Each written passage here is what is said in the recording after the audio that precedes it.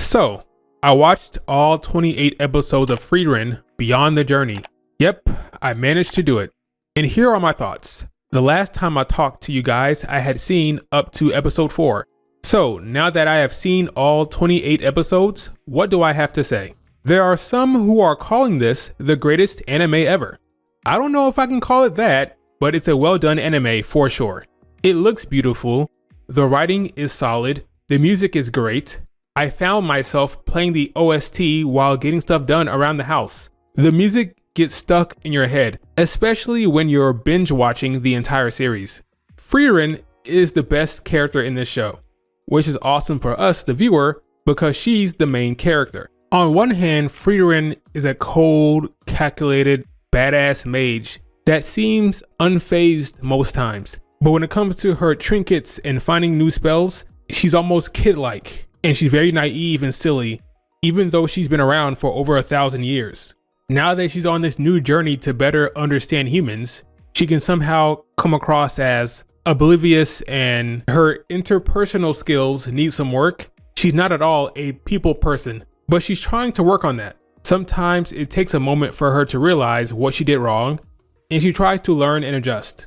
She very much tries to understand folks now, which was different from how she was before. She's a full three-dimensional character that is developing along the journey. It's fun to watch and analyze this character and how the people around her are changing her.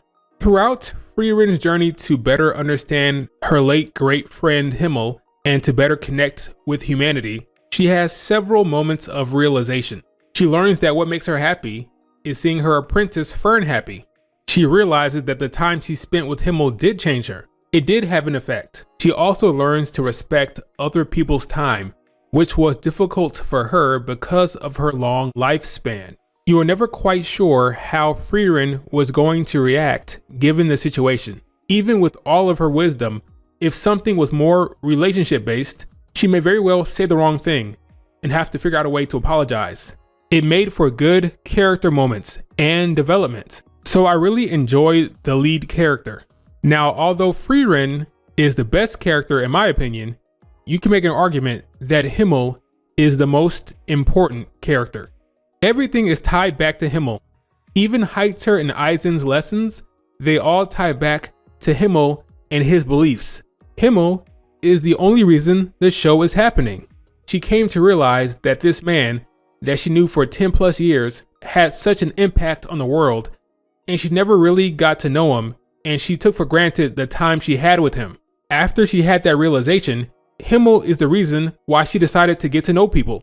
All of a sudden, it mattered to her. With every village that they visit, Himmel's impact on the world is reinforced. Long after his death, Himmel's presence is felt across the land because of his heart and his great deeds. Because we are following along the path that Himmel and Frieren took originally, when they went on the journey to defeat the Demon King, we run into all these people whose lives were touched by Himmel.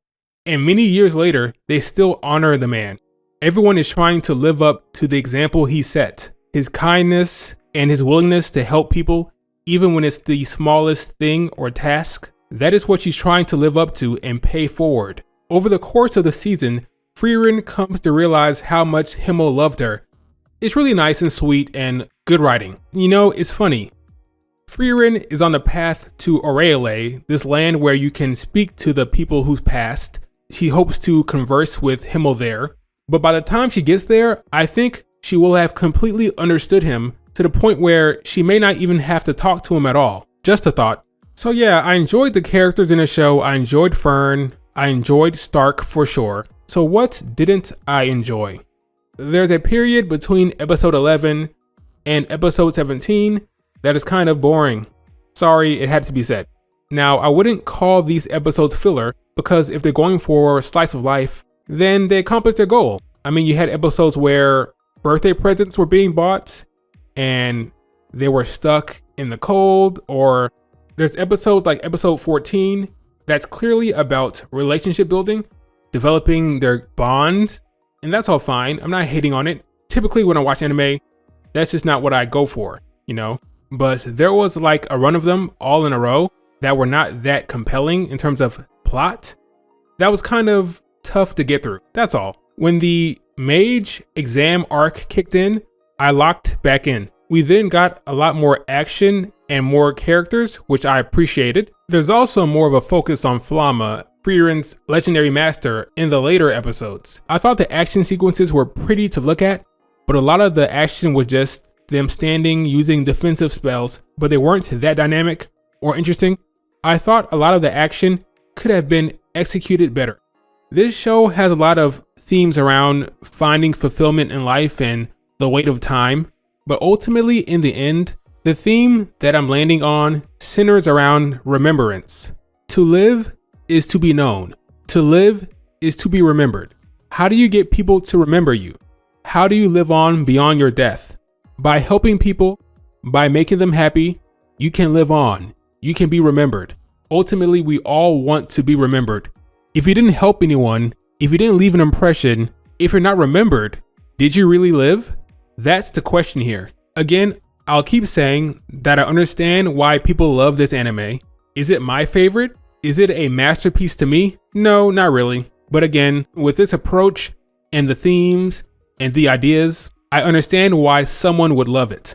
I would not recommend this to everyone. It is slow, but if you can get past that and these slice of life episodes, there's things to enjoy here. Okay guys, that's my thoughts on Frieren Beyond the Journey.